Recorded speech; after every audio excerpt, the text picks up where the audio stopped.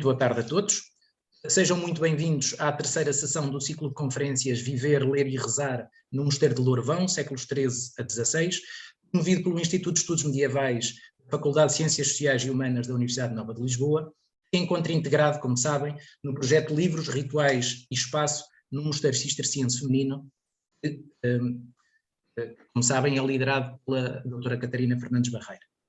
Nas sessões anteriores já dissemos que com este ciclo pretendemos dinamizar e renovar os estudos sobre o Mosteiro de Lourvão, ao mesmo tempo criar um espaço de discussão em torno de várias temáticas, sendo a de hoje sob a presença de textos normativos das ordens militares nos códices do Mosteiro de Lourvão. O orador de hoje, mais uma vez, dispensaria apresentações, uma vez que o seu trabalho muito vasto, mas com um foco particular nas ordens militares, é seguramente bem conhecido de todos os que aqui se encontram. O Dr. Luís Filipe Oliveira é professor auxiliar da Universidade do Algarve, investigador integrado do Instituto de Estudos Medievais da Faculdade de Ciências Sociais e Humanas da Universidade Nova de Lisboa. É atualmente diretor da Medievalista, a revista em linha do Instituto de Estudos Medievais, de cujo conselho de redação faz parte há 15 anos. Ainda membro do Conselho Científico de 3 revistas, a Estratégica da Associação Ibérica de História Militar, a revista Estudios Medievales Hispánicos da Universidade Autónoma de Madrid e a Alcanat, revista de Estudios Alfonsis da Universidade de Sevilha. Tem vários trabalhos publicados sobre as ordens militares, a Reconquista e a Cruzada. É autor de A Coroa, os Mestres e os Comendadores, das ordens militares de Avis e de Santiago, 1330-1449, corresponde à sua tese de doutoramento, defendida em 2007 e publicada em 2009. Com Philippe Josserand e Damien Carras, dirigiu a edição da obra Élite et Ordre Militaire au Moyen Âge, Encontre autour d'Alain de Morgier, publicada pela Casa de Velázquez em 2015. Participou na direção de várias coletâneas de estudos sobre a história de Lisboa, no âmbito dos Encontros Lisboa Medieval, publicadas em 2007 e 2016. Coordenou a edição das Comendas Urbanas das Ordens Militares, que saiu em 2016, e comissariou o núcleo medieval da exposição e do catálogo Lolé, Territórios, Memórias e Identidades. Colaborou em várias obras coletivas, como o Guia Histórico das Ordens Religiosas em Portugal, dirigido por Bernardo Vasconcelos e Sousa, a Enciclopédia The Crusades, em 4 volumes, dirigida por Alan Murray, o Dictionnaire des Ordres Militaires au Moyen Âge, a obra Bispos e Arcebispos de Lisboa, dirigida por João Luís Fontes, ou a História Global de Portugal. Com imenso gosto, contamos com a sua participação neste ciclo. Vem falar-nos sobre a presença de textos normativos das ordens militares nos códices do Mosteiro de Lourvão, um mosteiro feminino cisterciense. Sem demoras, ao ouvirmos falar da ligação destes dois mundos, aparentemente distintos, a sua palavra ao professor Luís Filipe Oliveira.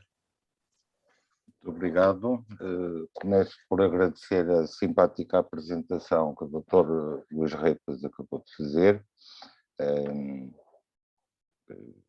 E peço que lhe dê o desconto que é devido à amizade. Agradeço também aos organizadores deste encontro, ao Dr. Luís Repas, evidentemente, mas também à doutora Catarina Fernandes Barreira, que é a coordenadora do projeto de estudo dos códices do Mosteiro de Lourvão, e ao Dr. Mário Farelo, que colaborou em um projeto anterior e que foi ele, muito concretamente, que me deu conhecimento deste Códice de Lourvão, sobre o qual me proponho hoje falar. Queria também chamar a atenção que mais do que um texto acabado, gostaria de trazer e de partilhar convosco um conjunto de observações em torno do título que dei a esta conversa, de Cícera Calatrava, umas definições da Ordem de Calatrava de finais do século XIII. Começo por recordar que em 2015 publiquei numa coletânea em resultado de um congresso sobre Cister e as ordens militares medievais, publiquei nesta coletânea umas definições inéditas até então da Ordem de Calatrava, que identifiquei num códice provavelmente organizado pela Ordem da Viz, mas que está hoje depositado no Museu Nacional de Arqueologia. É um códice do século XV, provavelmente da segunda metade do século XV, que contém... Eu peço desculpa, mas o meu computador resolveu avisar-me que a bateria está com pouca energia e vou ter que ligar a ficha. Um momento só, por favor.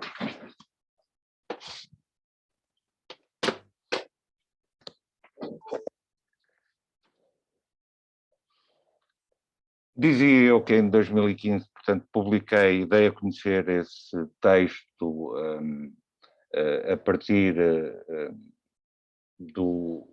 desse códice da Ordem da Viz, um texto que era visivelmente uma tradução portuguesa incompleta de um original em latim, sem data, com erros de leitura e de tradução que eram, de certa forma, facilmente identificáveis, mas um diploma que trazia, pelo seu conteúdo, um importantíssimo contributo para o conhecimento da evolução institucional da Ordem de Calatrava.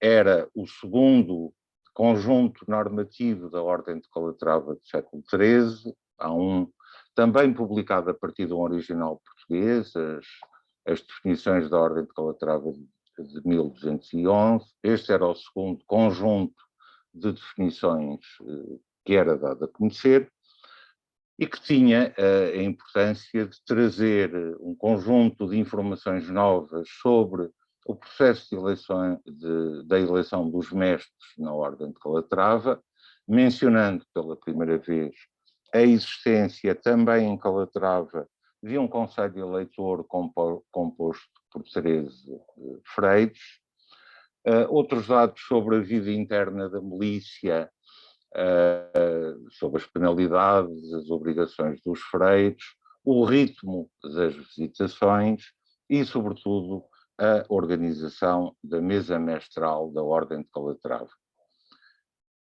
A menção, esta última menção à organização da mesa mestral, permitiu-me obter uma primeira indicação cronológica, na medida em que, desde o século XIX, pelo menos, que situava a organização da mesa mestral na época de um mestre de Calatrava, João Gonçalves, embora não se conhecesse nenhum diploma normativo nesse sentido, e a documentação que mencionava a existência da mesa mestral era já de inícios do século XIV. Esse dado, conjugado com as informações do próprio diploma, nomeadamente a menção ao prior da Casa de Calatrava, ao mestre da Ordem e a alguns freires, permitiu que atribuísse este conjunto de definições ao período compreendido entre 1267 e 1283. Uns anos depois tive a oportunidade de dar a conhecer numa revista espanhola uma outra tradução portuguesa para português do mesmo conjunto de definições de Calatrava, identificados agora num códice do Mosteiro de Alcobaça, organizado por meados do século XV. Trata-se do Códice 218 da coleção dos Códices de Alcobaça, da Biblioteca Nacional de Lisboa. Estava a trabalhar neste conjunto quando soube que um conjunto de colegas e amigos, do qual fazia parte a Catarina Fernandes Barreira e o Mário Farelo, também o Dr. João Luís Fontes, que trabalhavam este códice no âmbito de um outro artigo que eles me deram a possibilidade de conhecer, e utilizei as informações desse artigo ainda antes da sua publicação e dei a conhecer esta segunda tradução portuguesa a partir do Códice 218 do Mosteiro de Alcobaça.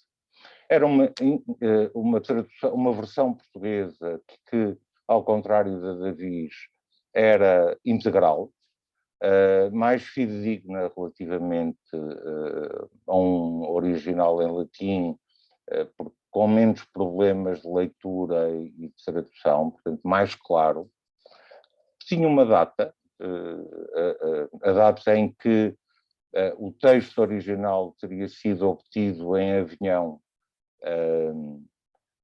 e teria sido copiado por um cantor de Cister, cujo nome era Pedro de Cabilion, provavelmente francês, mas que trazia outras informações adicionais que jogavam com aquilo que o Códice de Avis já dera a conhecer, nomeadamente a identidade dos abades responsáveis pela promulgação destas definições à Ordem de Calatrava, que haviam sido nomeados, tinham recebido esse mandato por parte do capítulo geral da Ordem,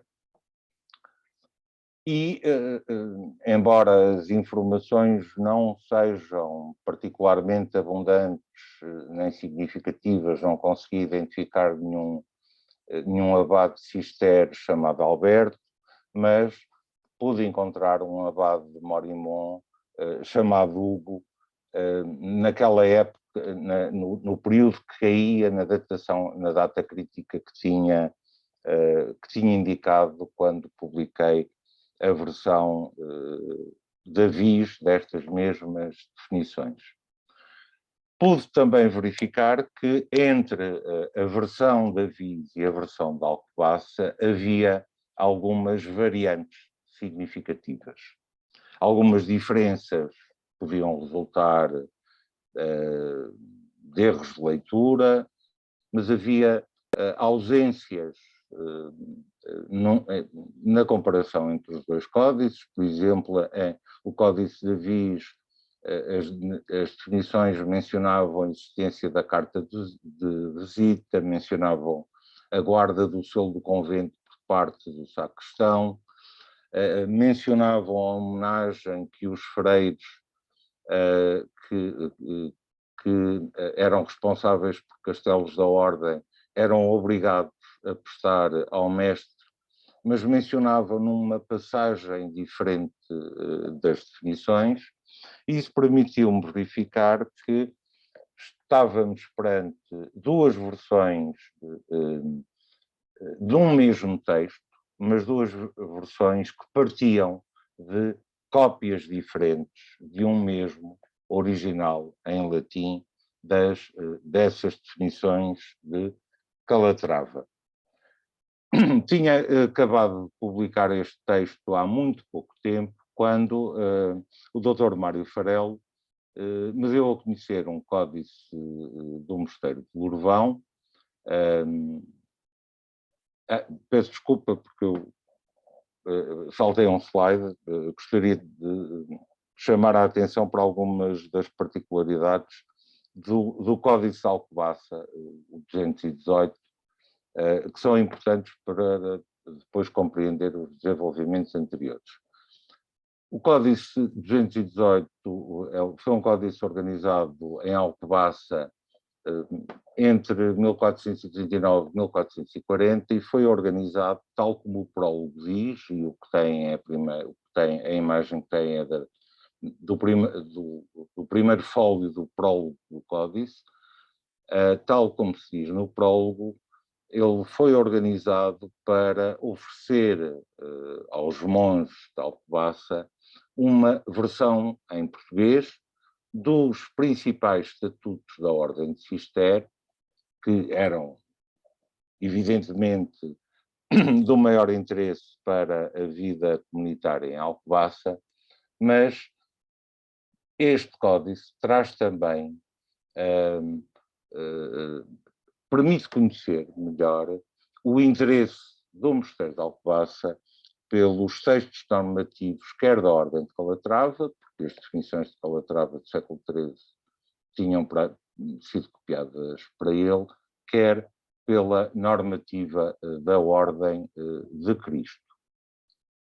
Nele encontra-se, de facto, a par do traslado das definições de Calatrava, uma cópia da bula de fundação da Ordem de Cristo, da ata de instituição da Ordem de Cristo em Santarém, dos Estatutos de Cristo de 1326 e da ata de eleição do Mestre da Ordem de Cristo em 1357, a que se acrescia um diploma, este menos conhecido, porque os anteriores eram conhecidos, estão acessíveis, boa parte deles publicados na Monumento em Ricina.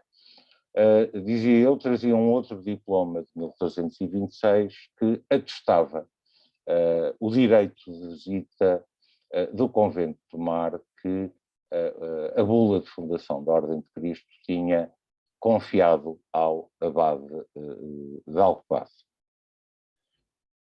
Esta arrumação das definições dos textos normativos das ordens militares introduzia no Códice 218 de Alcobaça uma anomalia, porque apareciam organizados de um modo lógico e não por respeito à cronologia de cada um destes textos.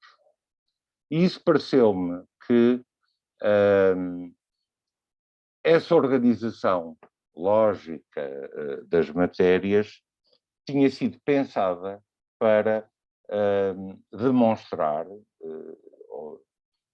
os direitos que o abade de Alcobaça tinha, então, na visita e na correção da Ordem de Cristo. A presença das definições de Calatrava neste conjunto não era anómala, uma vez que estas definições de Calatrava são um dos conjuntos de definições mais completos que conhecemos sobre a vida institucional da milícia e sobre matérias que tinham a ver não com a relação de Calatrava com Alcobaça, mas tinham a ver com a relação entre a Ordem de Calatrava e a Ordem de Cister e, em particular, a Abadia de Morimão. Tudo isto me pareceu revelar que o interesse do mosteiro pelas definições de Alcobaça, copiada pelas definições de Calatrava, peço desculpa, copiadas em 1315, num contexto muito particular, conhecido de todos, criado pela extinção da Ordem do Tempo, criado pelas negociações que decorriam desde o Concílio de Viena acerca do destino dos bens da Ordem do Templo na Península e que levará, como toda a gente sabe, à bula de fundação da Ordem de Cristo em 1319. Em 2020, quando tinha, no fundo, acabado de refletir sobre esta segunda tradução portuguesa das normas, da normativa de Calatrava, o Dr. Mário Farelo e a doutora Catarina Fernandes Barreira deram-me a conhecer um terceiro testemunho das definições, daquelas mesmas definições de Calatrava, desta vez numa versão em latim e provenientes de um dos códices do Mosteiro de Lourvão. Comparei a versão latina com a versão alcobacense e estamos perante o mesmo texto, exatamente idêntico, e o conhecimento da versão latina permite verificar que o ouvidor do abade de Alcobaça, que assegurou a tradução para português das definições de Calatrava, era um latinista competente.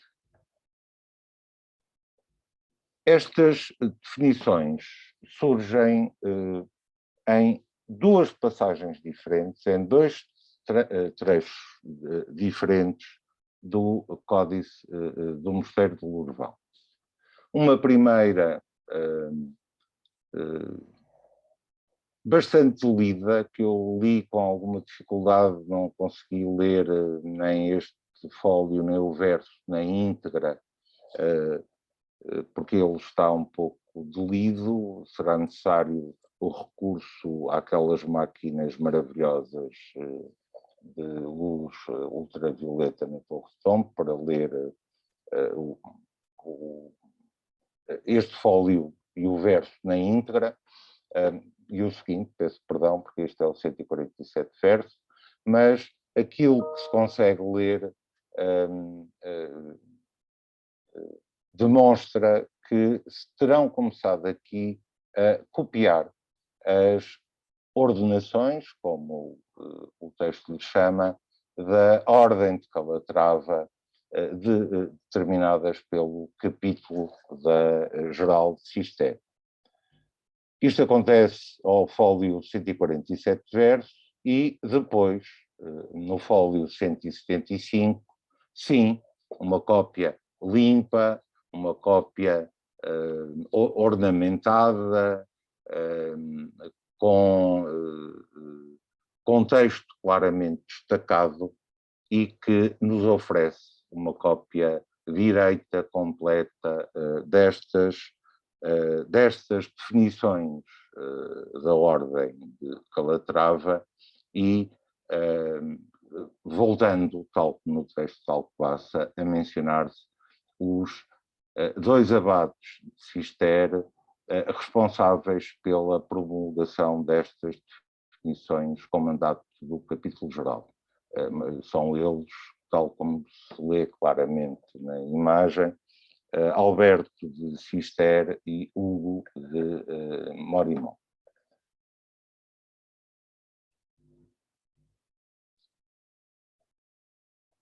Estes dois trechos nos quais se copiaram as definições de Calatrava neste Códice de Lourvão, o primeiro incompleto, porque se interrompe a cópia no fólio 148, e o verso do fólio 148 está em branco. Sinal provável que se terá aproveitado alguns fólios em branco para copiar estas definições de Calatrava. O segundo, com o texto integral, que se prolonga até ao fim do Códice de Lourvão.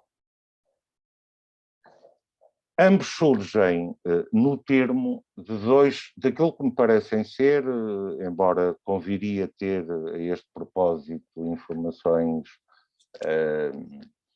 mais concisas acerca da organização deste Códice do Mosteiro de Lourvão, mas parece-me que estas duas cópias se inserem no termo de dois cadernos distintos, provavelmente em fólios que foram deixados em branco. O primeiro, aquela cópia mais lida, surge depois de uma cópia dos Estatutos de Cister de 1316 e de anotações adicionais de 1318 e 19, aos fólios 139 verso e 141. A segunda cópia, chamemos-lhe assim, aquela que está completa, surge no termo de um caderno culto-tegelado de 4 bulas papais, todas elas confirmando costumes da ordem de Cister. Ambos estes trechos, quer o primeiro lido e incompleto, quer o segundo, mais monumental e completo, surgem imediatamente depois de se ter copiado neste Códice de Lourvão a bula papal de criação da Ordem de Cristo, que acontece para a primeira passagem no fólio 141 verso, para a segunda no fólio 172, e também, mas apenas no primeiro caso, a cópia de uma bula do século XII com que o Papa Inocêncio III confirmou a terceira e última forma de vida da Ordem de Calatrava em 1199. O que quer dizer que quer na primeira ocorrência, chamemos-lhe assim, quer na segunda, as definições da Ordem de Calatrava do século XIII surgem precedidas pela cópia da bula da Ordem de Cristo. Esta ordenação das matérias, assim como a semelhança, a identidade entre as versões latina de Lourvão e a versão portuguesa de Alcobaça destas definições de Calatrava, sugerem que este Códice de Lourvão deverá ser um trabalho feito no Mosteiro de Alcobaça. E um trabalho que me parece anterior ao que levou, ao que produziu o Códice de Alcobaça 218.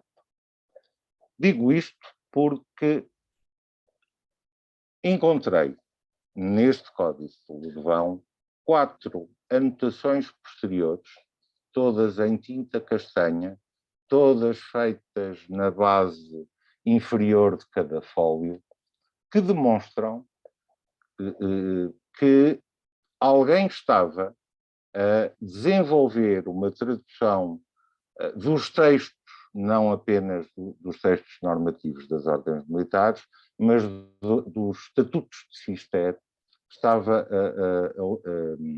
a levar em curso uma tradução destes textos para português. A primeira delas ocorre logo no fólio 18 verso, e creio que conseguem ler este capítulo Me Tirareis em Linguagem. Um segundo no fólio 21, com a mesma, não é exatamente a mesma frase, este também me tirareis em linguagem. O seguinte é a mesma frase, no fólio 49, e o último, no fólio 91 verso, este também me tirareis em linguagem mais uma vez. Repito, tudo isto me parece demonstrar a existência de traduções eventualmente parciais, eventualmente mais completas, para português, nestes casos todos, de determinações dos estatutos da Ordem de Cister e que evidentemente se aplicavam e eram observados em Alcobaça. Tradução que depois haveria, ou processo de tradução que depois levaria, em meados do século XV, à organização do Códice Alcobacense 218, que inclui os estatutos de Cister de 1316, com anotações de 1318, salvo erro, e depois outra normativa da Ordem de Cister, e depois os materiais normativos das ordens militares.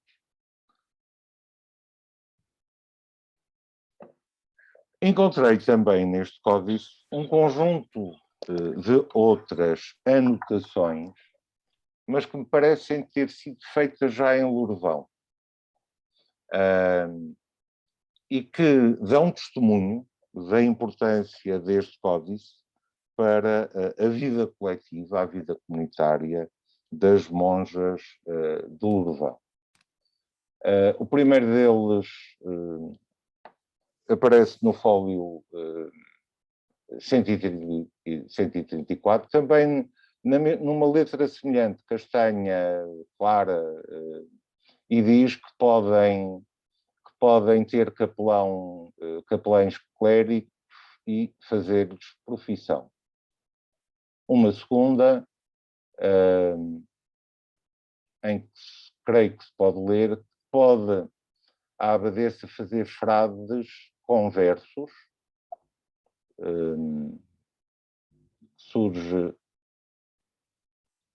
no fólio 136 versos, e uma última, um pouco mais extensa, que surge no fólio 137, podem receber as abadesas capelães clérigos para servirem as capelas e receber-lhes profissão e lançar hábito, e esse pede licença do padre abade,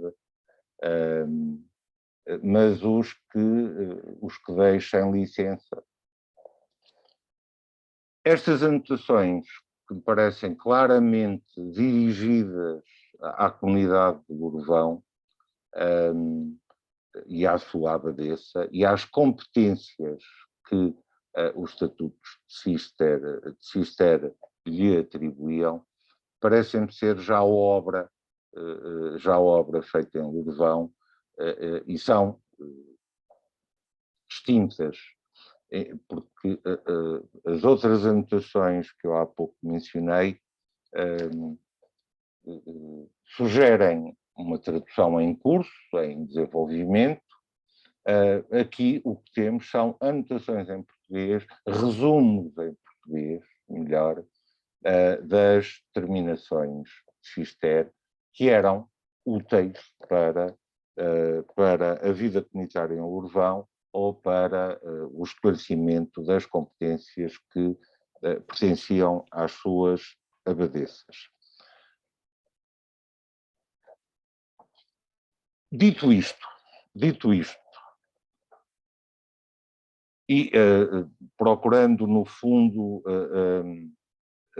arrumar este conjunto de observações, parece-me que este Códice de Lourvão, importante porque dá a conhecer o original latino, uma cópia do original latino das definições de Calatrava, e que merece ser publicado apenas por isso, porque corrige aqui ou ali o texto que temos dessas definições, mas parece-me que aquelas anotações marginais sobre as traduções para a linguagem me parecem fazer sentido no âmbito do Scriptorium de Alcobaça e do processo de tradução da normativa de Cister para linguagem, que levará ao projeto de organização do Códice 218, e que terá sido eventualmente a organização do Códice Alcobacense 218 que permitiu que este conjunto de textos, provavelmente anterior, transitasse para o mosteiro de Lourvão, vindo, no fundo, com ele todos os textos que eram conhecidos em Alcobaça acerca da normativa de Cister e acerca da normativa das ordens de Calatrava e de Cristo. Porque este códice do Lourvão inclui um caderno inicial não numerado, com o texto incompleto das ordenações da Ordem de Cristo de 1326, que ia fazer parte do mesmo conjunto e, aliás, foi depois encadernado em conjunto com os fólios numerados que começam com os Estatutos de Cister de 1316. Não me parece, posso estar enganado, mas não me parece que houvesse um interesse particular das monjas de Lourvão pela normativa das ordens militares, nem de Cristo, nem de Calatrava, mas que essa normativa fazia parte do Códice de Alcobaça, que terá transitado para o Mosteiro de Lourvão, em cujo fundo hoje se insere. E era isto que tinha neste momento para partilhar convosco. São mais observações em curso do que propriamente conclusões muito seguras. Creio que seria importante poder cruzar estas observações com a análise da decoração do Códice, com a análise da organização dos vários cadernos do Códice, com dados técnicos relativos às tintas, à disposição da página, todo um conjunto de informações que seguramente o projeto que a doutora Catarina Fernandes Barreira desenvolve permitirá fazer numa próxima oportunidade. Muito obrigado pela vossa paciência e pela vossa atenção. Eu vou descompartilhar a tela e estou à vossa disposição caso tenham alguma pergunta que queiram fazer. Muito obrigado. Eu é que agradeço a intervenção do professor Luís Filipe Oliveira, sempre muito rigorosa e muito interessante, e que nos traz um pouco de luz precisamente sobre este Códice de Lourvão. Penso que posso lembrar que este Códice, ou perceber que esta informação estava neste Códice, vem precisamente dos primeiros trabalhos para apresentar o projeto para o Mosteiro de Lourvão. Ou seja, foi precisamente quando a doutora Catarina Fernandes Barreira estava a fazer as investigações preparatórias para construir o projeto, depois foi submetida à FCT, que nessa altura, ao analisar os vários códices para ver as suas potencialidades, se apercebeu, na altura com a ajuda do Dr. Mário Farello, da presença destes textos no códice, e nessa altura acabaram por passar a pedir, não sei exatamente como é que foi, mas por falar com o professor Luís Filipe Oliveira, lhe dar esta informação e, de certa forma, provavelmente também para lhe pedir ajuda a tentar perceber a ligação e porque é que estes textos estavam. E que deu para perceber, através da apresentação do Dr. Luís Filipe Oliveira. Eu abro, como é habitual, abro a sessão.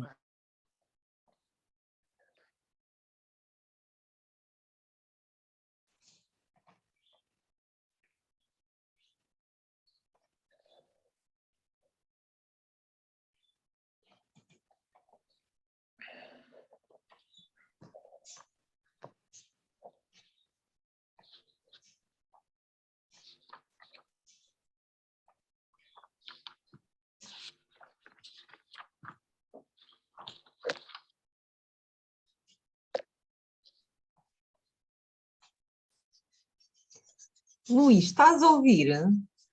O Luís Repas não. O Luís ficou? Repas. Ok. Bem, então, enquanto ele retoma, enquanto ele volta. Gostava de agradecer a ambos, ao Luís pela organização deste ciclo de conferências e a ti, Luís, por esta extraordinária apresentação. Não são bem questões, mas claro, fiquei aqui fascinadíssima pela tua apresentação, porque estou desejosa de ver o texto escrito, portanto vou ficar aqui empolgada para ver o texto escrito, porque de facto aquele fólio 137 e aquelas informações são muito importantes e muito significativas para perceber também como é que se processava esta questão da profissão das monjas, se percebi bem. Portanto, pareceu-me bastante interessante, bastante significativa. Não sei se queres dar mais alguma informação, se podes repetir aquela nota no fólio 137 que eu achei fantástica e que se complementa de certo modo com aquilo que já aparecia no fólio 134. De qualquer modo, fica este compromisso. Mal o laboratório Hércules possa ir à torre começar a análise material dos códices, este códice sem dúvida que estará na calha para ser analisado, porque sim, como dizias, eu creio que através deste confronto com os materiais de Alcobaça se poderá retirar aqui alguma informação. Portanto, os materiais que tradicionalmente foram usados pelo escritório de Alcobaça, também pela análise da decoração, etc, etc. Portanto, pelo seu confronto com códices que, ao que parece, tiveram a mesma origem, porque sim, creio que a tua hipótese, que a tua teoria, portanto, deste códice ter tido origem em Alcobaça e depois ter ido para Lourvão, parece certíssima. Não sei se queres comentar, não sei se queres falar um bocadinho mais, se entretanto... Quer dizer, obrigado.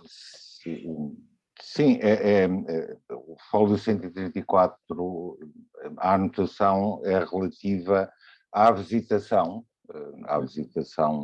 dos mosteiros e à incorporação das monjas na ordem. E é a primeira anotação que me parece claramente associada a Lourvão, é essa. A segunda, do fólio 137, no fundo sobre respeita à nomeação, à escolha, à profissão dos conversos, à nomeação de capelães e há depois um outro, eu estava aqui à procura dele, que tem... Eu não identifiquei as matérias que interessavam às monjas, agora eu não encontro.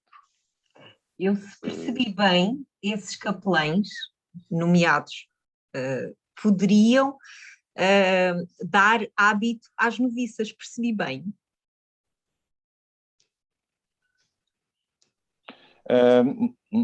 Eu isso não... isso eu não percebi pela leitura. Algumas destas anotações estão mais lidas e são difíceis de ler.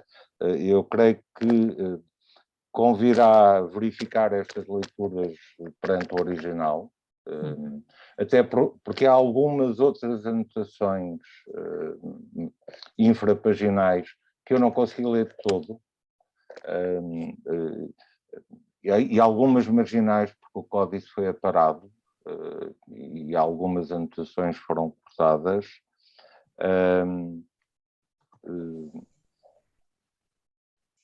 O que me parece,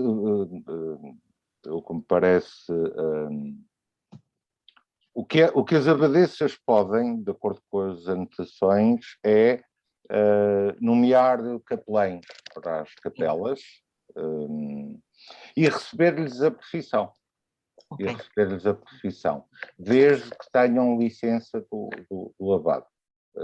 É o que diz claramente uma das anotações. Podem fazer conversos. Podem fazer conversos. É outra anotação. E a terceira, estava a ver se encontrava. Estava a ver se encontrava. Não, são estas três. Pode ter capelães clérigos e receber-lhes a profissão,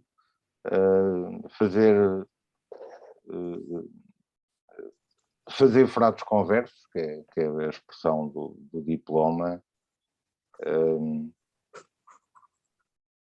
E depois a outra anotação é relativamente aos capelães clérigos, que as abadesas podem receber a profissão e lançar o hábito se estiverem autorizadas, se tiverem licença. É o sumário, estes três sumários marginais, ao contrário dos anteriores, é que me parece ser relativos, ter sido feitos em Lourvão, relativos a... Muito interessante, Luís. Mais uma vez, um grande obrigado. Eu não quero monopolizar aqui o debate, portanto, se calhar agora peço ao Luís, não sei se o Luís já está connosco ou não. Estou. Eu peço imensa desculpa, houve uma quebra de energia em casa e o computador continua a funcionar, o problema é a internet. Eu por acaso tinha-me apercebido que tinha havido a falha, não é? Mas continuou a funcionar e eu fiquei todo contente, só que pronto, passado um bocadinho a internet foi-se e eu fiquei sem ligação, peço desculpa e acredito que a doutora Catarina Barreira tenha continuado ou tenha assumido e estimulado o debate, normalmente é isso que temos combinado, e pronto, e agora vamos dar a palavra a outra pessoa. Então a doutora Maria Helena está a pedir a palavra, faça favor. Muito obrigada, eu terei de sair daqui a pouco e realmente, como é evidente, esta circulação de códices e a informação que ela nos permite é extraordinariamente aliciante. Mas comecei assim só a pensar aquilo que nos apresentou e felicito vivamente o Dr. Luís Oliveira por nos ter deixado pelo menos com a água na boca, porque tenho a certeza que obviamente lendo todas as anotações isto vai dar um mundo, não é? Mas o curioso, estava eu aqui a pensar, é que, portanto, o que disse foi que e parece absolutamente convincente para já, este códice existia em Alcobaça e até antecede o 280 e não sei quantos, 80, não lembro agora se é... 218. Pronto, antecede o 218, porque para aquela anotação a dizer que estão a traduzir para a linguagem, não é? É o que depois está traduzido. Bom, não interessa... Pergunto, porquê é que passou este para Lourvão e não passou qualquer... Porquê é que terá passado este e não o 218, por exemplo, para Lourvão? Porque a Lourvão, parece-me a mim, e isso também deixou intuído, não interessava nada, nem as normativas de Cristo, nem a normativa de Calatrava. E se interessava a Alcobaça para poder fazer as visitações e para ter aí esse poder. A elas só deveria interessar pela parte da normativa cisterciense. Não é? Portanto, qualquer deles poderia ter passado.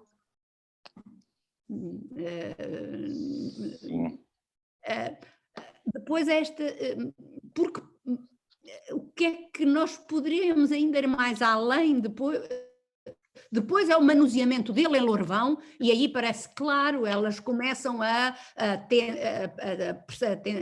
procurar perceber ou a interpretar e a deixar em linguagem, porque o normativo cistrense está em latim ou está em português? Está em latim, está em latim. Está em latim, lá está, a deixarem. E aquela letra já é uma letra muito tardia, digo eu, parece-me, não é? Quer dizer, será uma letra, eu tiro já do quinto, sei lá, ali adiante, não é? Portanto, já estão a traduzir, alguém que sabe traduzir o latim, estão a traduzir para a linguagem. Agora, se conseguiremos averiguar ainda mais por que passa este e como passa este para Lourvão e não o do 218 ou outro. Ou outro que tivesse o normativo de Cister, ou outro, porque eu acho que o único interesse para elas é o normativo de Cister, não é? Quer dizer, é verdade. Não haveria um mais pequenininho, porque é que vão escolher um tão grande? Enfim, eu acho isto deslumbrante neste circular de códices, e que agora é para Lourvão e que leva-nos a pensar nesta circulação. E talvez mais interpelante no caso de casas masculinas para femininas, não é? Quer dizer, mas também deve haver entre casas masculinas mesmo entre elas também. Mas estou a pensar o que é que também nos poderão dizer os códices da Arouca nesta circulação, não é? Quer dizer, igualmente, não é? Desculpem, não era só pôr a cabeça a pensar e mais uma vez estimulada pelo interesse deste trabalho que apresentou o Luís, mas que é um trabalho claramente para o muito que hão de fazer e depois para toda a comunidade poder usufruir. Parabéns. Muito obrigado. Só aproveitava para pensar em conjunto com as observações que a professora Maria Helena Coelho acabou de fazer.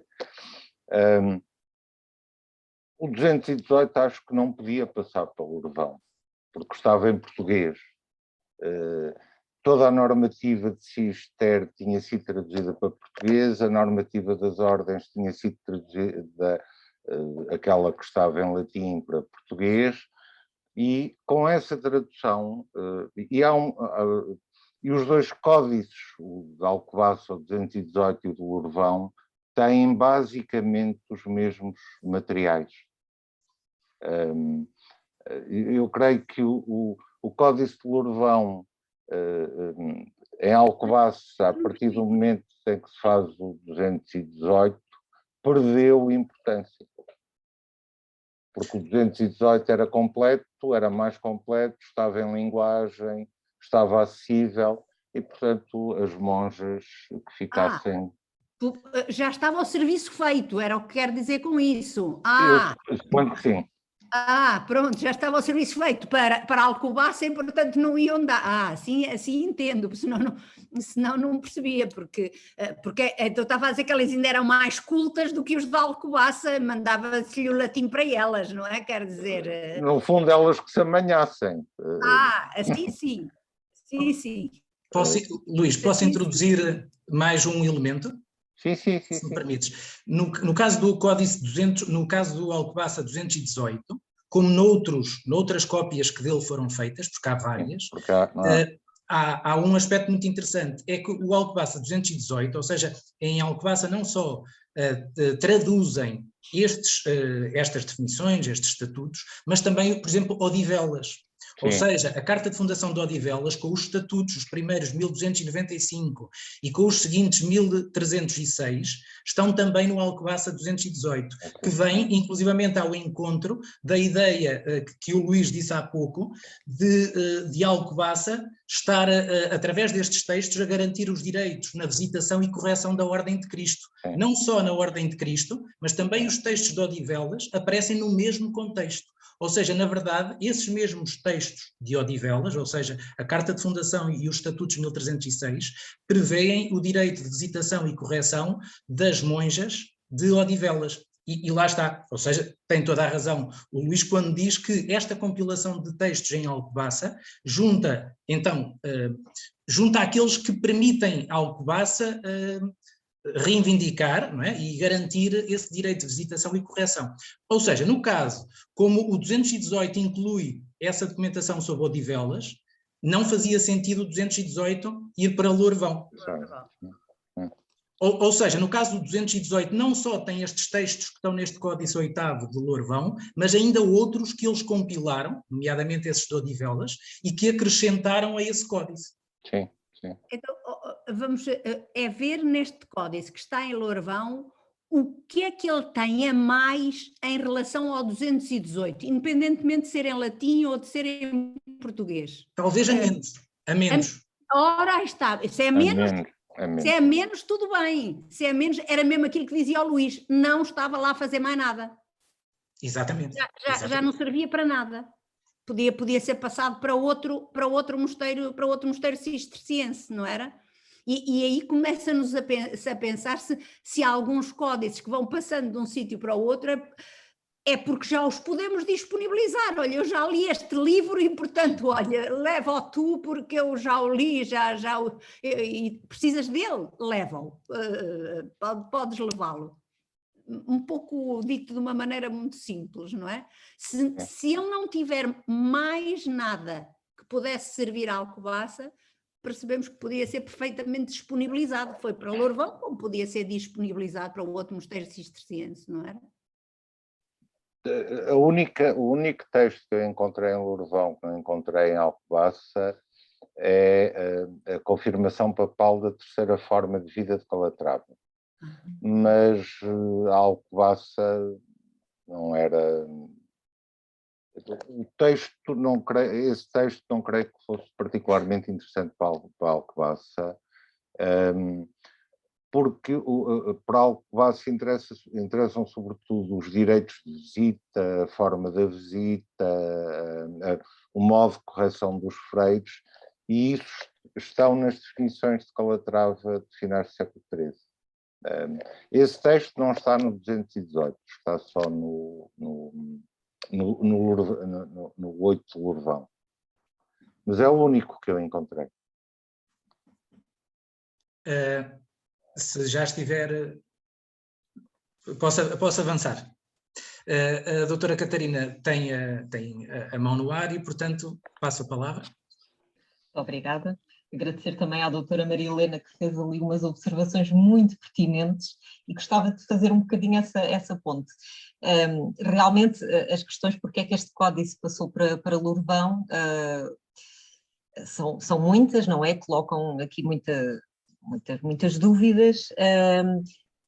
Há estudos, neste momento estou a acompanhar, eu e o Luís estamos a acompanhar estudos, investigações internacionais neste campo, que nos dizem que do ponto de vista litúrgico, os mosteiros masculinos enviavam para os mosteiros femininos códices litúrgicos que já não estavam atualizados. Portanto, os códices já tinham perdido alguma atualização do ponto de vista litúrgico e então os mosteiros masculinos enviavam esses códices para os mosteiros femininos. Não sei se não foi isso também que se passou em Lourvão, não sendo um códice litúrgico. Portanto, essa questão do já temos estes textos disponíveis em português, portanto não faz cá falta, provavelmente faria em Lourvão ou haveria interesse em Lourvão e de facto disponibilizou-se. Portanto, pode ser, como a doutora Maria Helena apontou, pode ser um motivo para o qual me inclino que justifique esta ida do códice para Lourvão, portanto esta desatualização. Portanto, aquilo já estava disponível em Alcobaça e então pode ir para Lourvão. Pronto, mas era só para fazer esta pequena observação, que de facto do ponto de vista litúrgico isto verifica-se. A Elizabeth Freeman comunicou isto, creio eu, em Leeds, e foi muito interessante. Portanto, esta explicação de que os códices, quando estão desatualizados do ponto de vista litúrgico, os mosteiros masculinos enviam para os mosteiros femininos. Obrigada. Obrigada, doutora Catarina. Obrigado, Catarina. Uma mera intuição. Sim, e quer dizer, a doutora Maria Helena já disse isto, e muito bem, isto verdadeiramente o único texto que está neste Códice 8 de Lourvão que interessava às monjas eram precisamente aquelas definições velhas, pronto, que aí estão datadas de 1218, mas que terão sido ligeiramente anteriores. Exatamente, que são de 1316, mas que aparecem datadas de 1318 no Códice. Eu, entretanto, vou passar a palavra ao Dr. Mário Farella. Muito obrigado. Em primeiro lugar, quero, obviamente, cumprimentar todos os presentes e agradecer ao professor Luís Filipe Oliveira a estimulante comunicação. E, na verdade, era só para dar um bocadinho mais chega ao que a doutora Catarina veio falar, porque, de facto, essa circulação, daquilo pouco que eu conheço, também tem a ver muito com essa normativa, não é? Portanto, não é só códigos litúrgicos. Este é um exemplo de uma circulação de códices com normativa, e eu estou-me a lembrar também o caso das bulas. A historiografia francesa, sobretudo aquela que se dedica ao estudo da documentação cisterciense, tem vindo a mostrar que, de facto, há ali uma circulação de bulas entre mosteiros das mesmas afiliações, muito interessante. Muitas das vezes há um abade que vai à cúria e que opta em bulas não só para o seu mosteiro, mas também para algumas das filhas, ou então, eventualmente, um mosteiro, uma filha que pede alguma bula a outro mosteiro, e, portanto, há esta circulação também, sobretudo por causa de necessidade, não tanto, penso eu, a nível de ser obsoleto ou não, mas a nível de necessidade. E, portanto, é muito interessante ver, de facto, esta circulação de códices, não é? Entre as diversas abadias, que pode, obviamente, ter muitas explicações, mas parece-me uma prática muito mais corrente, de facto, sobretudo aqui, obviamente, estou a pensar, sobretudo, nos códices e documentação de caráter normativo. Mas é muito interessante, porque seria, de facto, uma prática que nós poderíamos pensar, à primeira vista, ser... como é que eu ia te explicar, um bocadinho casuística, mas que provavelmente era uma prática mais difundida, não é? Eu preciso de provar, estou num pleito com uma determinada instituição. A Alcobaça tem uma bula genérica que pode servir para o pleito em que estou e que pode ser aplicada. Portanto, vou buscar ou vou pedir uma cópia e, portanto, esta circulação normativa parece-me fazer muito sentido, e de facto a comunicação do professor Luís Filipe é também um exemplo dessa prática que certamente parece-me muito difundida e que se calhar valeria a pena ter presente quando estamos a pensar nesta circulação, de facto, algo com muito mais difundido. E obviamente agradecer mais uma vez a magnífica exposição. Obrigado. Muito obrigado, Mário. Se mais alguém quiser colocar alguma questão.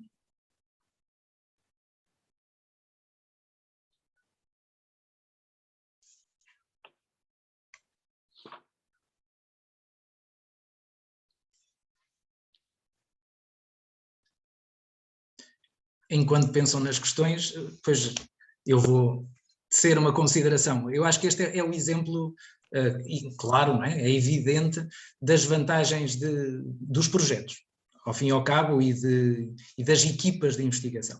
Porque pronto, de facto, o trabalhar com os manuscritos de Lourvão, que na maior parte dos casos, nós sabemos até são manuscritos litúrgicos, mas que também vemos que, para além dos manuscritos litúrgicos, existem outros manuscritos, outros códices, que têm documentação de outro tipo, neste caso de tipo normativo, e que nos oferece informação muito, muito interessante.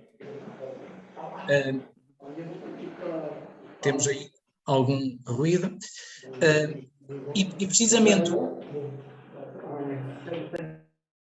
Obrigado. E precisamente estava a dizer que é interessante, e que é interessante depois termos esta perspectiva de que podemos abordar os códices, quer na perspectiva do estudo da liturgia, mas, ou melhor, ao estar a trabalhar os códices numa perspectiva, aparecem-nos outras informações que, abordadas em equipa, conseguem-nos trazer novas informações e novas abordagens, e que tornam, creio, o trabalho muito mais interessante quando assim é trabalhado. Para além disso, também lembrar que este projeto sobre o Mosteiro de Lourvão tem ainda outras componentes. Ou seja, na verdade, para além da história da arte, temos no projeto, existem pessoas, existem investigadores dentro da área da musicologia, como existem especialistas na área da conservação e do restauro, e nomeadamente a nível da encadernação, como existem ainda outras pessoas a nível das técnicas laboratoriais que fazem o estudo em termos dos pigmentos, e, portanto, dos aspectos mais materiais dos códices. E, portanto, muitas das vezes também é o resultado deste trabalho interdisciplinar que permite chegar a algumas conclusões. E pronto, e este é um trabalho também que quase que não podemos dizer que está a começar, uma vez que o projeto, neste momento, eu creio que foi ontem que fez um ano. Ou seja, começou no dia 15 de março do ano passado, mas a verdade é que é para se desenrolar ao longo de 3 anos e, portanto, estamos agora precisamente a terminar o primeiro ano do projeto. Entretanto, alguém quer colocar alguma questão? Ora, vou passar a palavra novamente ao Mário. Eu não gosto de silêncios, portanto... Não, mas tenho só uma precisão, sobretudo, para perguntar ao professor Luís Filipe. Se bem percebi, este núcleo destas definições não se encontram, são inéditas, ou seja, não eram conhecidas antes, não se encontram noutros locais, ou seja, não há em Castela, não... Não, só até ao momento, pois, exato. Até ao momento, mas só se conhecem estas 3 versões portuguesas, ou conservadas em Portugal. A do Códice de Viz e a do Códice de Alcobaça, ambos do século XV, em português, esta agora em latim, de Lourvão, provavelmente finais do XIV, quando muito princípios do XV, suponho, esperemos que as análises, que as outras análises possam dar-nos uma cronologia, mas não há outro testemunho que se conheça. O que é que havia? Havia, desde o século XIX, há um académico espanhol que, numa comunicação à academia, menciona umas definições de 1283 que teriam criado a mesa mestral de Calatrava. Essa data tem sido mais ou menos aceita por todos os investigadores, embora não se conhecesse texto nenhum relativo à organização da mesa mestral. E a organização da mesa mestral é um dos problemas que estas definições lidam. Agora, pode sempre aparecer algum testemunho aqui além. Nunca pensei que em Lourvão pudesse aparecer uma coisa destas. Não? Pode aparecer em outro sítio qualquer. Agora, não há mais testemunho nenhum. Mas os arquivos portugueses, desse ponto de vista, são ricos, porque o Derek Lomax, publicou as definições de Calatrava de 1211 a partir de um diploma da Torre do Tombo, que é uma cópia das definições datadas pelo abade na altura de Gumiel, que só se conservam na Torre do Tombo, não há outro testemunho. Ele publicou... Se calhar os nossos colegas não estão a ver no bom sítio. Como? Pois, não é? Pois, porque não é? Pois, mas é muito estranho, não é? E aliás, os investigadores portugueses muitas das vezes estão sempre, não é? Digamos, a queixar-se, não ter fontes. É muito interessante para, de facto, termos exemplos de normativa que não se encontram noutros lados, não é? E não é a primeira vez que se ouve, não é? Sobretudo a nível de normativa, não é a primeira vez que se ouve, não é? Não. Portanto, é muito interessante esse aspecto. Obrigado. Mais uma vez, um motivo para ficarmos alerta e para lá está, mais uma vez se nota que ao mexer na documentação, a verdade é que vamos encontrando informação e pronto, muitas das vezes procuramos muitas coisas, não encontramos exatamente o que procuramos, mas encontramos sempre alguma coisa. E portanto, e neste caso, lá está, procurávamos alguma coisa e verdadeiramente encontramos algo completamente inesperado, porque não passava, com certeza não passaria na cabeça da doutora Catarina Barreira encontrar a normativa sobre ordens militares no Mosteiro de Lourvão e claro, e ainda bem que assim aconteceu. Basta, quando devemos continuar, e daí também estes projetos serem bons, porque há financiamento para podermos trabalhar e continuar a lidar com a documentação, não é? A documentação manuscrita, inédita, e portanto isso permitir-nos já sempre, com a devida atenção, dar valor a este tipo de informação que aparece e tentar contextualizá-la. Foi o que neste caso se fez com o especialista, não é? Foi precisamente tentar convidar o especialista certo para trabalhar essa mesma documentação. Mais uma vez, pergunto se há mais alguma questão.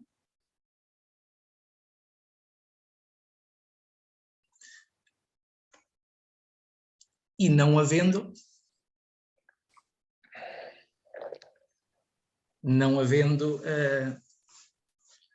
preparo-me para encerrar a sessão.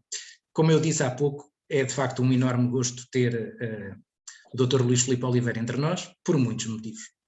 Logicamente porque temos muito gosto em trabalhar com ele, porque temos um passado muito grande e até quase que diria muito antigo de trabalharmos juntos diariamente. Eu lembro-me que entre 2001 e 2004, mais ou menos, trabalhávamos diariamente, muitos dos que aqui estamos, na Torre do Tombo e, portanto, na altura em que estávamos a preparar o nosso doutoramento portanto, tivemos várias jornadas, Biblioteca Pública de Évora, até à Casa de Velázquez. É verdade. E, portanto, é ótimo estarmos assim e relembrarmos desses tempos muito bons, que nos deixam ótimas recordações. E pronto, está então, e com esta recordação grata, está na hora de fecharmos esta sessão e não queria terminar sem agradecer novamente ao Dr. Luís Filipe Oliveira a sua disponibilidade e a forma interessantíssima como expôs o assunto que aqui nos trouxe, e sem agradecer a todos os que assistiram a esta sessão por terem estado connosco, e lembrando que a 4ª sessão deste ciclo de conferências terá lugar no dia 21 de abril, que é a quinta-feira a seguir à Páscoa, à mesma hora, ou seja, às 16h30, e que inaugurará uma nova área temática em torno do espaço e da liturgia e que estará a cargo do professor Eduardo Carrero Santamaria, da Universidade, que é professor da Universidade de Barcelona, e que nos falará sobre o espaço e a liturgia nos mosteiros cistercienses femininos de Leão, Castela e Aragão. Para acabar, resta-me desejar-vos a continuação de uma boa semana, e eu e a doutora Catarina Fernandes Barreira, como investigadora principal deste projeto, esperamos poder continuar a contar com o vosso interesse e a vossa presença. Muito obrigado e até à próxima. Muito obrigado a todos. Muito obrigado. Obrigada. Obrigado, até à próxima. Obrigada. Obrigado. Obrigada, Luís. Obrigado eu a todos. Muito obrigado. Obrigada e boa tarde. Muito obrigada.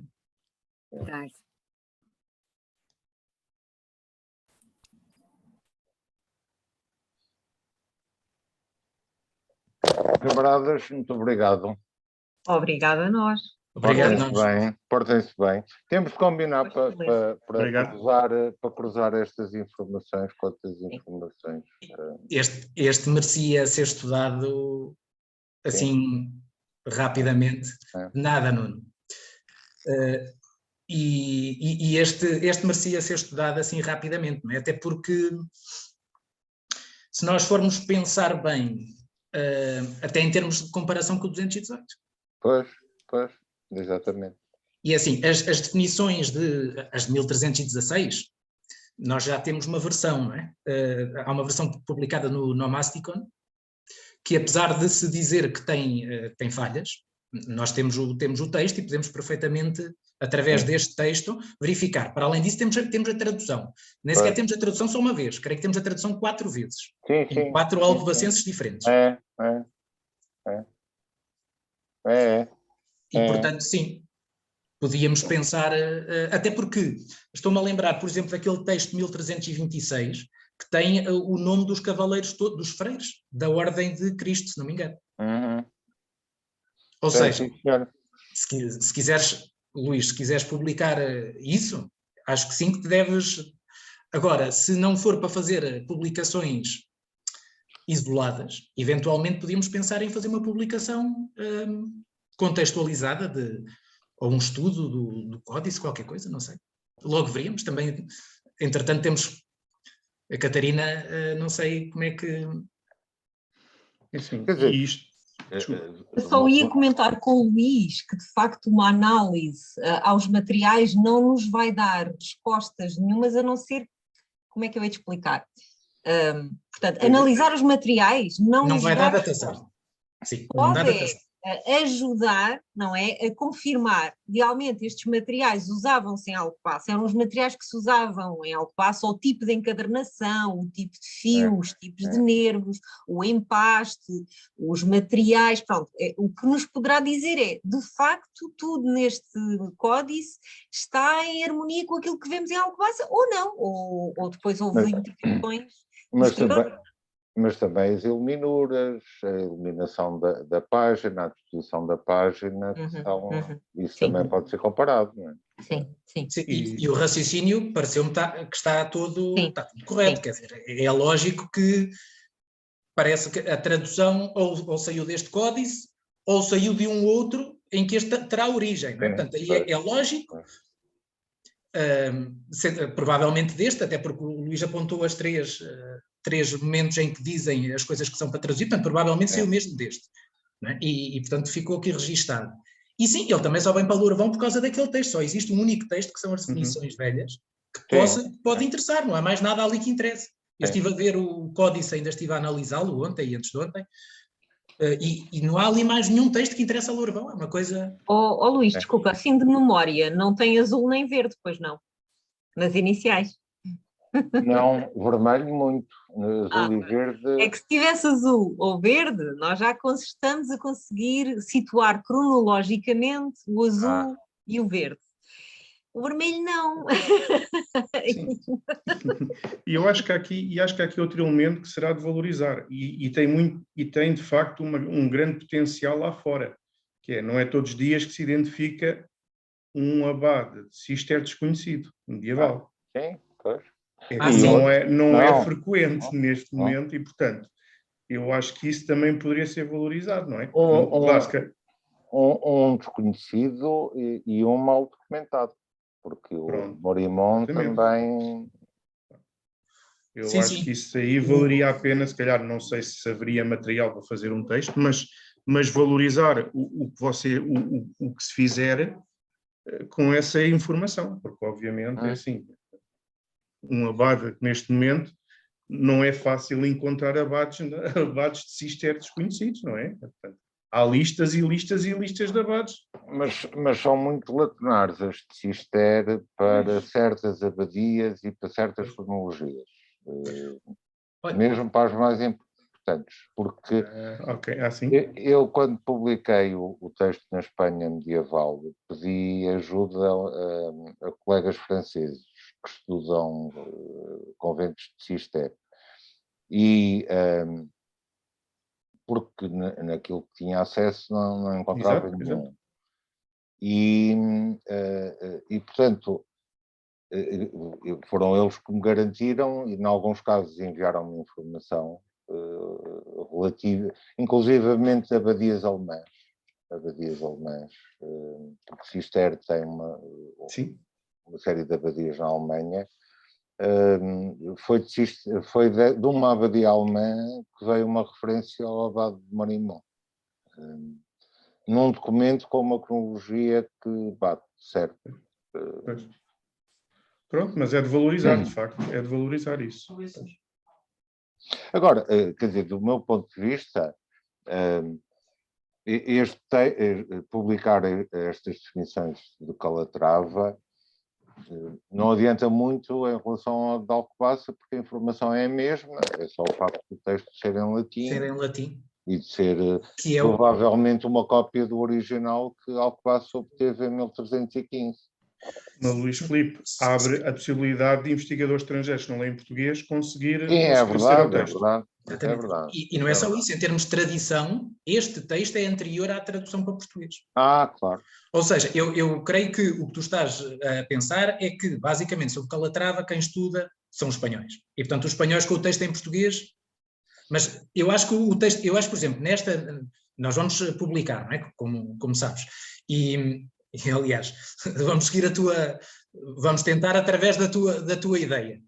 E portanto, eu acho que seria uma ótima oportunidade, aliás, sair logo, quando sair o teu texto, juntamente com o teu texto, sair logo o texto dessas definições, dessas ordenações ou definições, logo em latim, ou seja, aproveitava-se e publicava-se logo a versão latina do texto. Sim, eu acho que merece ser publicado logo. Até porque, se calhar, também acontece isto, nós sabemos como é que são as coisas. Muitas das vezes, espanhóis que estão a ler documentos, olha, definições de Calatrava, pronto, não interessa, ou são conhecidas, ou seja o que for, e depois com o texto, se calhar vão começar a ver que existem outras cópias também, porque é muito estranho como é que isto é. E então, sendo tão precoces, exaustivas, não é? Conforme tu disseste, não é? Portanto, deveria ser uma referência, assim, não me acredito que fosse só uma referência só aqui para Alcobaça, não. É uma referência certamente. Portanto, se calhar também ninguém deu por isso, porque se calhar também ninguém estava sensibilizado, não sei. E Mário, eu acho que tens razão há um bocado, aquela que tu disseste, de que as pessoas, o que eu acho é que as pessoas que estudam isso, estudam uns fundos e não outros. Pois, é verdade. Carlos, não te sintas... não sei, se tu saíres, isto desliga tudo, não é? Não te estamos a ouvir. Eu vou deixar a Catarina como host, porque eu agora vou ter que ligar outra sessão, está bem? Exatamente, estás à vontade. No noivo, está outra pessoa ligada. Sim. Sim, eu estou com dificuldades em falar. Pronto, estava a assistir, mas posso... Esteja à vontade. Sim, pronto. Esteja à vontade. Então, se calhar, vou continuar a assistir, se não se importarem. Sim, esteja à vontade. Carlos, se quiseres desligar-te, passa a Catarina, a anfitriã, e vai, não te prendas por causa agora de nós, que nós sabes como é que é, agora ficávamos aqui a noite toda. Mas Luís, se calhar esta documentação está aqui porque interessava a Alcobaça, não é? Faz sentido com os direitos de visitação e de correção. A nível de Castela e Leão, existe esse mesmo mecanismo? Tu tens algum mosteiro cisterciense? Sim, até Calatrava, sim. Repara, por vezes a visita em Calatrava pertence a Morimão. Mas houve momentos no século XII e no século XIII em que houve uma abadia. A abadia-mãe não era Morimão, era Fitero. Era Fitera, que era a abadia-mãe. E houve alturas em que, inclusivamente, em Castela, o direito de visita foi exercido pela abadia de Gumiel, também de Cister. Portanto, eles tinham... E, por vezes, o Morimão delegava a visita. Não a exercia diretamente, mas delegava. Agora, nós conhecemos para Calatrava um conjunto de textos normativos, mas são todos em cópias do século XVII ou XVIII.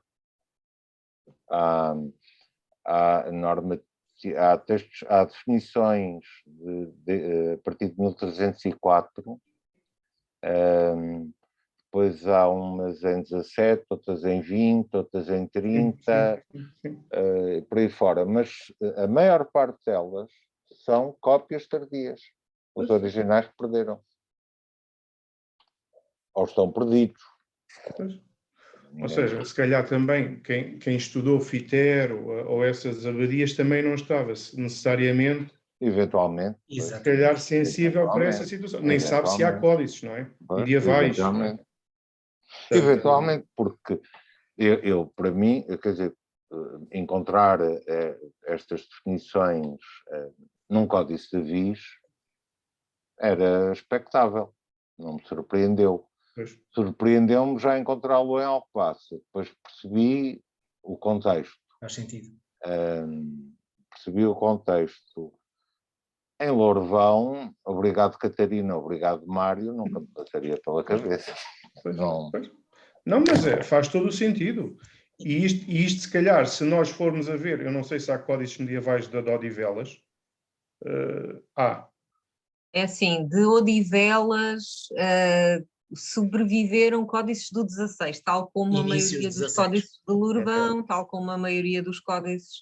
Só Aroca e Lourvão é que têm coisas mais antigas. Todos os outros é tudo muito 16, inícios do 16. Ou seja, atenção, que não esgota, desculpa interromper-te, que não esgota aquilo que deve ter sido a biblioteca, porque ainda por cima o Odivelas tinha Alcobaça, não é? Centro produtor de códices. Agora, o que isto indicia é que tem que estar com muita atenção a ver os códices das abadias dependentes ou reclamadas por Alcobaça. Isso sem dúvida, não é? O que eu acho aqui é, primeiro, quem é de história normalmente vê documentação. É verdade. Primeira coisa. E por isso não vê este tipo de documentação. Ou seja, não vê este tipo de fonte, melhor dizendo. Portanto, vê a documentação da Torre do Tom. Depois, quem estuda... lá está, quem estuda ordens militares não vai ver fundos de Lourvão, que é lógico. Tem mais faz mais sentido encontrar em Avigem, não passa pela cabeça, e depois também o fundo de Lourvão é muito grande, não é? Portanto, lá está, podia estar na documentação avulsa, como podia estar nos códices. E depois é tudo isto, quer dizer, o historiador normalmente vai ver a documentação, normalmente os historiadores de arte vão ver... As iluminuras. Exatamente. E o que acontece é que os historiadores de arte não veem o conteúdo que lá está, ou passam por aquilo e não interessa, não dão valor, como nós acabamos por também não ver isto. Ou seja, e acabamos por com certeza, houve muita gente que já passou por estes códices de Lourvão, ou algumas pessoas terão passado. Simplesmente não deram valor porque andavam à procura de outras coisas. E isto foi o que eu disse há um bocado, a questão dos projetos e das equipas multidisciplinares. E estas coisas só vão continuar a aparecer assim. E se nós tivermos com atenção, aí tivermos a capacidade de ver, olha, está aqui isto é capaz de ser interessante para alguém. E criar estas dinâmicas com muita gente. Porque, claro que eu também não domino esta área, não é? Mas conheço quem domina. A questão é mesmo essa. Exato, mas olha que valorizar isso no vosso texto é importante. Sim. Esta metodologia, porque vai ser útil também lá para fora. Até na proposta de edição. Eu tenho mais uma sugestão para o Luís. Desculpem estar aqui, mas vocês falam e eu não paro de pensar nesta questão. Este códice parece-me, se de facto esta hipótese do Luís, deste códice que deve ter ido para Lourvão no 15, não é? Sim. É muito interessante porque é integrado num fluxo de troca, porque, por exemplo, o Beato, o Alcobacense 247, tem uma nota, desculpem, ou é o 247 ou é o de Lourvão, um deles tem uma nota que é feita pelo Nicolau Vieira, O abade. Sim, portanto, primeiro foi copista, depois foi abade, a dizer que aquele códice não pode ser extraviado, nem pode, e que vai só emprestado e pronto. Portanto, de facto, há aqui um movimento no 15 de códice entre Alcobaça e Lourvão que é interessante, porque, por exemplo, aquele códice ainda da Biblioteca dos Monges Beneditinos, da vida e obra do Thomas Becket, também não se sabe que data é que ele foi para Alcobaça e lá ficou, porque ele é de Lourvão, mas está no fundo da Alcobaça. Porquê? Portanto, não sabemos se esta dinâmica entre o Lourvão e a Alcobaça, que parece ter acontecido no 15, vem a propósito do quê? E se realmente há aqui mais códices com estas... que possam consubstanciar esta relação próxima entre estes dois mosteiros no 15. Mas eu Luís. depois posso passar estas informações, Luís. Luís, estava-me agora aqui a lembrar. No Códice do Serrano de Madrid, tu lembras de ter alguma coisa sobre ordens militares? Qual? O Repas. Não, tenho de ver agora. Porque isto, se calhar, a gente havia de enviar o códice, porque há um códice que está em Madrid, que é um... A gente ainda não percebeu bem aquilo. Se aquilo é um livro, diríamos, de anotações do escrivão do Pedro Serrano, portanto, do visitador que vem cá na década de 80, de 1480. E agora, eu não sei se ele de facto tinha também permissão de visitar Calatrava, eventualmente, mas é que ele tem um livro, pronto, onde tem lá as visitações, aquelas inéditas, e tem lá uma parte de várias dezenas de fólios que ele transcreve documentação. Eu sou sincero, eu não vi se aquilo não terá coisas sobre ordens... Vamos passar ao Luís. Luís, nós mandamos-te o códice, que é pronto, é uma daquelas coisas que nós estamos a trabalhar para as visitações. Sobre mosteiros cistercienses.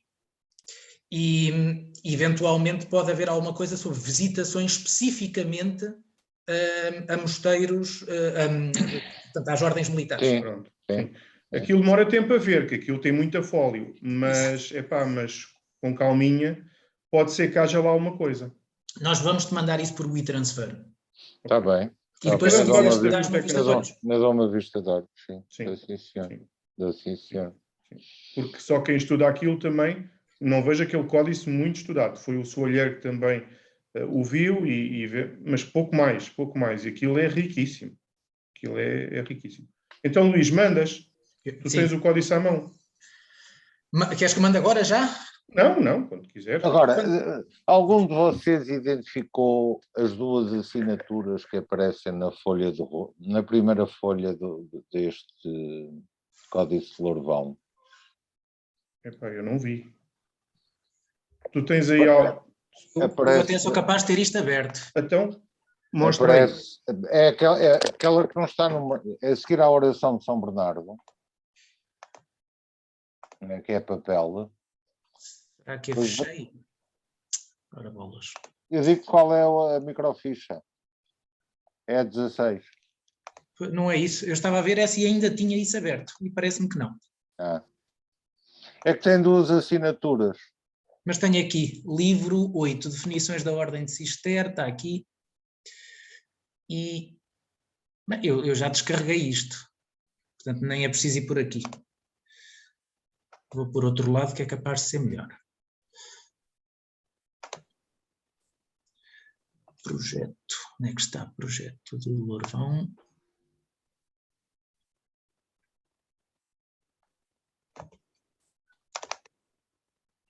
Livros de Lourvão. 8. Qual é o fólio? Não tem fólio. É logo no início? É a microficha TIF 16. 16. É depois da oração de São Bernardo, em papel, do século XVII.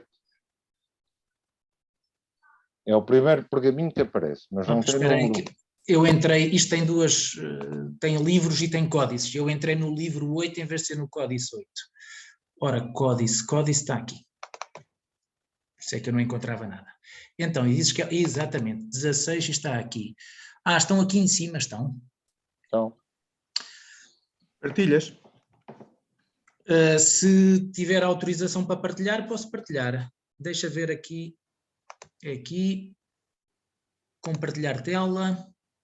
Está aqui. Partilhar. Estão a ver? Sim. Estão aqui em cima. Então. Esta e esta. Um é cantor, não há dúvida. Parece-me cantor. O primeiro cantor, Alfonso. não é? Sim.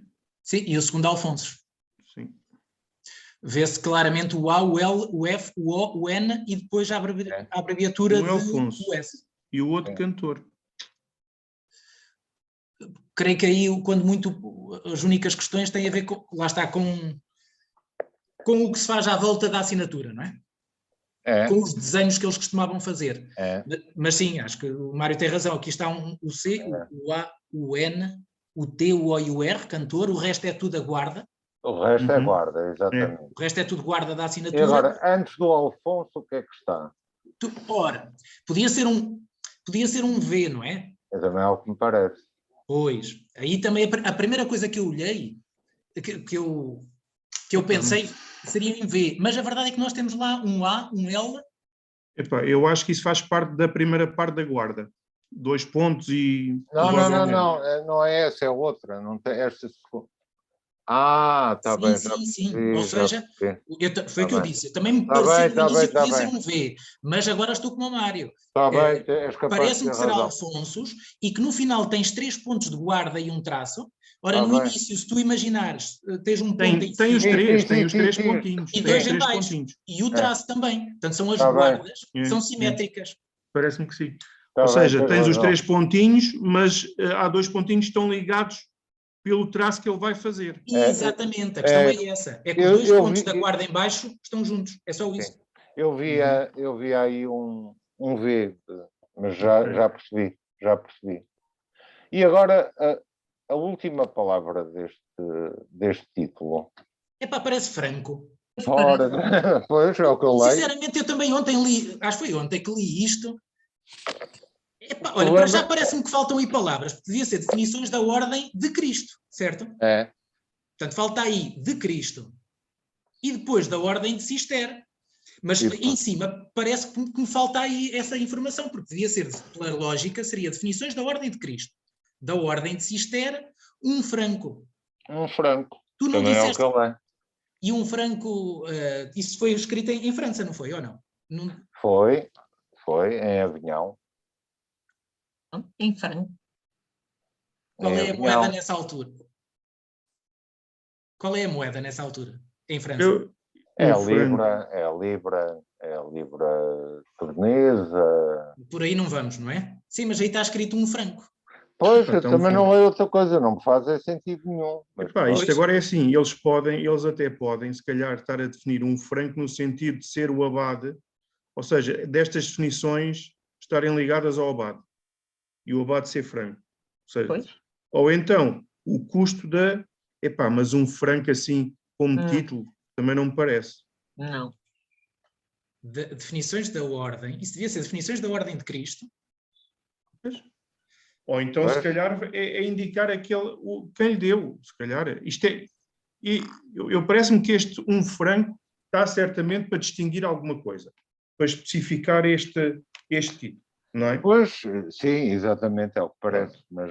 percebe-se que isto é... Ou seja, que estas definições são estas para identificar e que ele identifica em função desta questão de um franco. Agora, pode ser o custo das coisas, ou então pode ser a pessoa que lhe transmitiu ou que transcreveu o códice. Eventualmente, não é? Pois, parece-me que teremos... Bem, eu não tenho dúvidas nenhumas que eu acho que o Luís devia publicar no estudo, não é? No estudo que depois... É assim, ele vai ser publicado, seja no sítio onde o Luís sugeriu, se for aprovada a proposta. Nós em setembro depois também enviamos e depois logo a seguir acabaremos logo por saber. Seja aí, seja, se não for aprovado aí, voltamos ao plano A, não é? Até porque não faz parte do título. Se virem definições da ordem de Cister, tem 2 pontinhos e depois é que tem um frango. Sim. Um frango. Portanto, escrito da mesma, ou seja, é um elemento que permite identificar estas definições no meio de outras, se calhar. A mão é a mesma. A mão é a mesma. A mão é a mesma, a tinta é a mesma. A tinta é a mesma, sim, é tudo mesmo. O outro fólio, a guarda dentro não tem nada? O verso? Sim. Não. Ok. Cantor. Sim, cantor, claramente. Cantor. Alfonso. Mas, ou seja, isto parece ser 2 pessoas, não é? 2 pessoas, pois. 2 pessoas. Cantor, Alfonso. Sim, à partida são 2 assinaturas, tem guardas. Cada uma tem a sua guarda. Definições da ordem. Pois, da ordem de... Isto, um frango.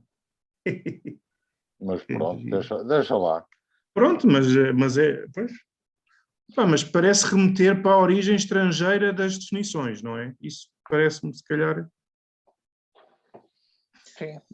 Enfim. Bem, enfim, é o que é. Bem, eu Meus continuo amigos, a dizer, à meus partida, queridos amigos, junto com o teu texto, acho que deves incluir as definições.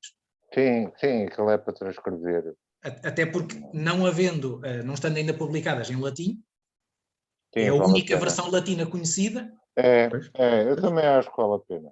Também acho que vale a pena publicá-las. Enriquece o teu texto, enriquece a obra. Sim. Acho E dá a conhecer o texto a quem não lê português, não é? De outra Exato. forma. Bom, meus amigos, gosto muito de vos ver, gosto muito de falar convosco, mas... Aliás, Luís, tu até devias era fazer uma compilação destas definições todas. Tu tens publicados em vários textos, qualquer dia, fazer uma coletânea, não é? São três, também não são muitas. Mas as outras duas acabam por ser a mesma, não é? Portanto... Não, a da Visa é ligeiramente diferente. Sim, mas quando muito seria uma edição com variantes. Não se justificava publicar as duas separadamente na mesma edição. Não. Portanto, seria uma edição, escolherias a da Alcobaça 218 e assinalarias quando muito as variantes da outra. É isso mesmo. Ou quando muito, neste caso, uma edição bilingue. Portanto, a do Alcobaça 218 ou em latim e a da Alcobaça 218 com o assinalar das variantes em português. Sim, é isso.